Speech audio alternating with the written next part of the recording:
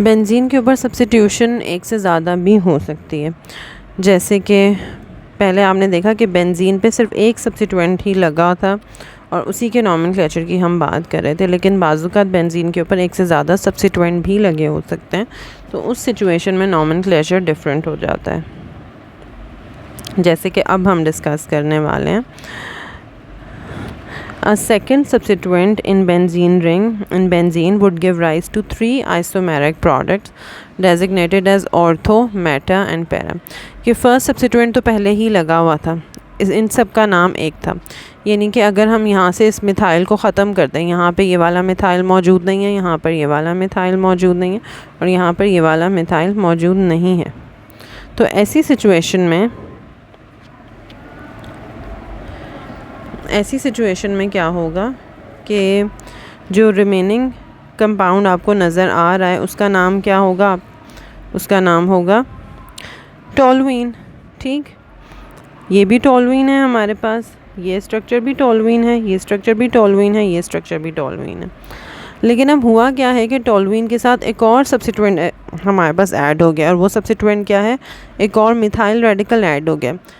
First structure में methyl radical add हुआ है, पहले से जो उस कार्बन पे मिथाइल ग्रुप था उस कार्बन के बिल्कुल साथ वाले कार्बन पे मिथाइल ग्रुप ऐड हो, यानी कि अगर हम इस कार्बन को फर्स्ट 1 कार्बन का नाम दें, ये कार्बन नंबर 1 है तो ये वाला कार्बन नंबर 2 कहलाएगा। तो दोनों मिथाइल सब्स्टिट्यूएंट्स में जो रिलेशनशिप है इसको हम 1-2 रिलेशनशिप कह सकते हैं, क्योंकि पहला मिथाइल ग्रुप फर्स्ट कार्बन पे और दूसरा मिथाइल ग्रुप सेकेंड कार्बन पे। इसी तरीके से नेक्स्ट एक और प्रोडक्ट इसमें बन सकती है, जो मिथाइल ग्रुप यहाँ पर हमें शो हो रहा है सेकंड स्ट्रक्चर में, अगर इसको हम फर्स्ट कार्बन का नाम दें, इसको सेकंड का, तो next methyl group third carbon पे मौजूद है। इन दोनों मिथाइल ग्रुप्स के दरमियान रिलेशनशिप है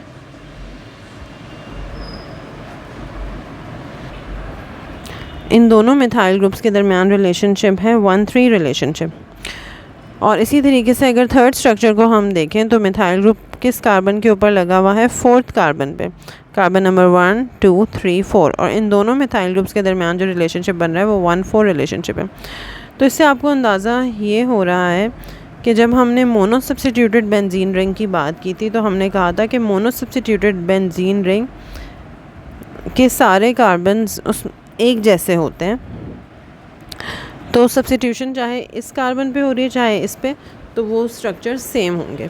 लेकिन डाई सब्स्टिट्यूटेड बेंजीन रिंग जब सेकंड सब्स्टिट्यूएंट आ जाता है तो ऐसी सिचुएशन में 3 तरह के डाई सब्स्टिट्यूटेड प्रोडक्ट्स हमें मिलते हैं।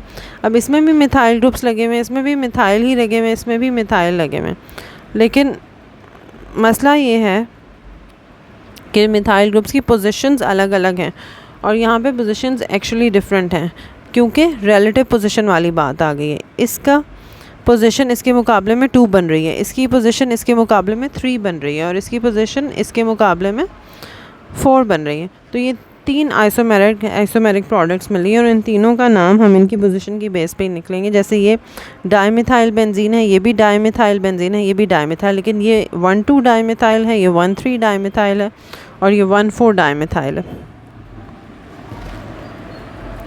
जब भी 2 सब्स्टिट्यूएंट्स होते हैं बेंजीन रिंग पे लगे होते हैं और उनके दरमियान 1-2 रिलेशनशिप होता है तो इस तरह के स्ट्रक्चर को हम ऑर्थो स्ट्रक्चर कहते हैं। अगर 1-3 रिलेशनशिप होता है तो हम इसको मेटा स्ट्रक्चर कहते हैं और अगर 1-4 रिलेशनशिप होता है तो हम इसको पैरा स्ट्रक्चर कहते हैं। यहाँ तक जो आपने एग्जाम्पल पढ़ी थी वो ऐसी एग्जाम्पल थी जिसमें दोनों सब्स्टिट्यूएंट्स सेम आ रहे थे, मिथाइल। लेकिन अब जो आप एग्जाम्पल पढ़ेंगे उसमें ये है कि बेंजीन के ऊपर 2 सब्स्टिट्यूएंट्स तो लगे हुए हैं लेकिन दोनों के दोनों सब्स्टिट्यूएंट्स अलग हैं। इस सिचुएशन में बेंजीन की नेमिंग थोड़ी सी डिफरेंट तरीके से होगी और उसके लिए हमारे पास रूल मौजूद है। If 2 or more substituents are different, then substituent that is treated as a high priority group is given the number 1 position in the benzene ring. Other groups are numbered by counting from position 1 in the manner which gives them the lowest number. यानी कि जो 2 groups हमारे पास benzene के ऊपर mention हुए हैं इनमें से जो भी ग्रुप हाई प्रायोरिटी का है उसको 1 नंबर दे दिया जाएगा। अब हाई प्रायोरिटी और लो प्रायोरिटी का आपको कैसे पता चलेगा? आपके पास ये ऑर्डर मौजूद है, लेफ़्ट से राइट की तरफ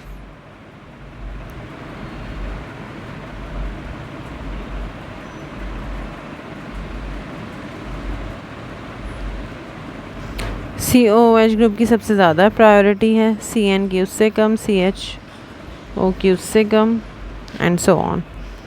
तो जब भी हमारे पास प्रायोरिटी की बात आती है, अब यहाँ पर NH2 और CHO में हमने डिसाइड करना है, तो CHO को 1 नंबर दिया जाएगा और दूसरे ग्रुप को नंबर इस तरीके से दिया जाएगा, आप इसको 1 दे रही हैं तो इस कार्बन को भी 2 दे सकती हैं, इसको भी 2 दे सकती हैं, लेकिन आप NH2 वाले कार्बन को 2 देंगी, क्योंकि अगर आपने इस वाले कार्बन को 2 दिया तो फिर इसको 3 देना पड़ेगा, इसको 4, इसको 5 और NH2 वाले को 6 दिया जाएगा number.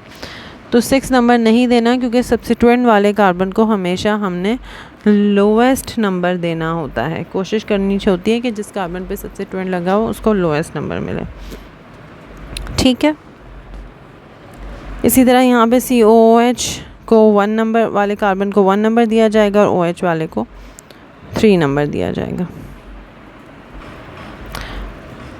Next, if 2 substituents are different and they do not present in the priority order list, 2 substituents हैं जो कि प्रायोरिटी के ऑर्डर में मौजूद नहीं हैं और वो डिफरेंट भी हैं, तो ऐसी सिचुएशन में अल्फ़ाबेटिकल ऑर्डर देखा जाएगा और numbering last named substituent will be at position 1। For example, आपके पास अल्फ़ाबेटिकल ऑर्डर में आपके पास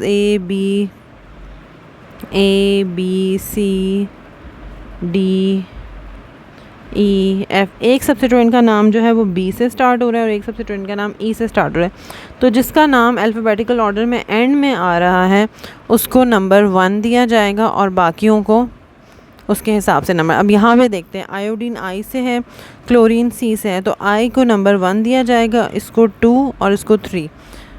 आयोडीन वाले कार्बन को 1 नंबर देने के बाद क्लोरीन वाले कार्बन की तरफ आपने इस तरह से नंबरिंग करनी है कि क्लोरीन वाले कार्बन को जितना पॉसिबल हो छोटा नंबर दिया जाए। इसी तरह यहाँ पे नाइट्रो ग्रुप है और ब्रोमो ग्रुप है, तो नाइट्रो को 1 नंबर देंगे क्योंकि अल्फ़ाबेटिकली नाइट्रो एंड में आएगा, और ब्रोमो को 2 नंबर देंगे।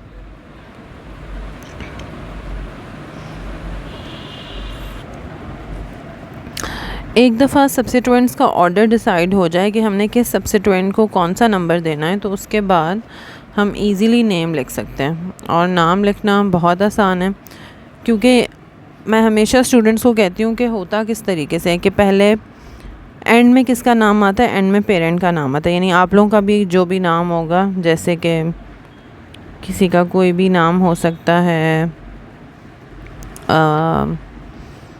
तो आपने देखा है कि पेरेंट्स का नाम हमेशा एंड में आता है और आपका अपना ज़ाती नाम शुरू में आता है। तो इनमें कंपाउंड्स के साथ भी इसी तरह होगा कि कंपाउंड का पेरेंट कौन है, बेंजीन, इस कंपाउंड का पेरेंट कौन है, बेंजीन, तो बेंजीन का नाम एंड में लिखना है और बेंजीन के ऊपर जो ग्रुप्स लगे हुए हैं उनका नाम फिर शुरू में लिख देना है। और शुरू में किस तरह लिखना है, नंबरिंग अल्फ़ाबेटिकल ऑर्डर में लिखना है। हमेशा याद रखें कि नंबरिंग जो करनी है वो रिवर्स अल्फ़ा ऑर्डर में करनी है इस केस में, और केसेस में नहीं बात करी, रिवर्स अल्फ़ाबेटिकल ऑर्डर में करनी है। और जब नाम लिखना है तो वो अल्फ़ाबेटिकल ऑर्डर में लिखना है। जैसे क्लोरो को अल्फ़ाबेटिकली हम फर्स्ट पे लिखेंगे, लेकिन क्लोरो को नंबर हमने 3 दिया, तो अब इस कंपाउंड का नाम क्या बनेगा,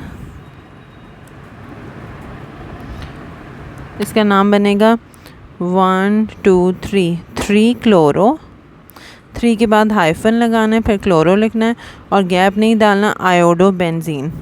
अब आप सोच रहे होंगे कि हमने आयोडीन का नंबर क्यों नहीं लिखा, 3 क्लोरो 1 आयोडो क्यों नहीं लिखा।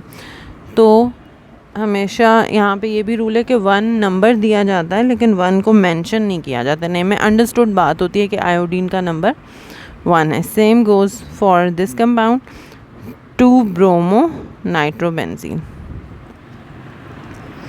ब्रोमो अल्फ़ाबेटिकली पहले आता है तो हमने इसको शुरू में लिखा है, नाइट्रो अल्फ़ाबेटिकली एंड में आता है तो इसको एंड में लिखा है, लेकिन नाइट्रो का नंबर 1 है, लेकिन हमने 1 नंबर को मेंशन नहीं किया क्योंकि मेंशन करना ज़रूरी नहीं है, और पूरे नाम में कहीं पे भी कोई गैप नहीं छोड़ा।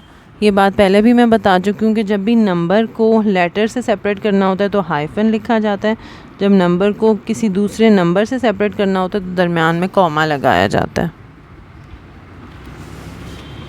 नेक्स्ट हमारे पास जो रूल है वो क्या है? If there is a substituent on the ring which gives a special name to the molecule, then special name is used as a parent molecule. अब आपके पास ये कंपाउंड है जिसमें बेंजीन रिंग मौजूद है तीनों के अंदर, लेकिन इनके नामों में आपको बेंजीन रिंग नज़र नहीं आ रहा। इसलिए नज़र नहीं आ रहा क्योंकि इन बेंजीन रिंग के ऊपर एक ऐसा सब्स्टिट्यूएंट लगा हुआ था कि वो ओवरऑल इसको एक स्पेशल नेम मिल रहा था। अगर बेंजीन के ऊपर OH लगा हुआ हो तो इस पूरी कंपाउंड का नाम बन जाता है फिनोल। तो अब फिनोल को ही एज अ पेरेंट नेम लिया जा रहा है यहाँ पर। SO3H लगा हुआ है बेंजीन पे, तो बेंजीन सल्फोनिक एसिड और बेंजीन सल्फोनिक एसिड को भी एज पेरेंट नेम लिया जा रहा है। Same goes for this compound. Benzene ring के ऊपर CH3 लगा हुआ है तो टोलुइन कहलाता है ये, और टोलुइन को एज पेरेंट नेम लिया जा रहा है और उसके पीछे फिर सब्स्टिट्यूएंट्स का नाम लिखा जा रहा है। तो यहाँ तक बेंजीन का नॉमेनक्लेचर तकरीबन ख़त्म हो गया जी, और उसके बाद हम बेंजीन का स्ट्रक्चर और उसकी डिस्कवरी को डिस्कस करेंगे। Thank you.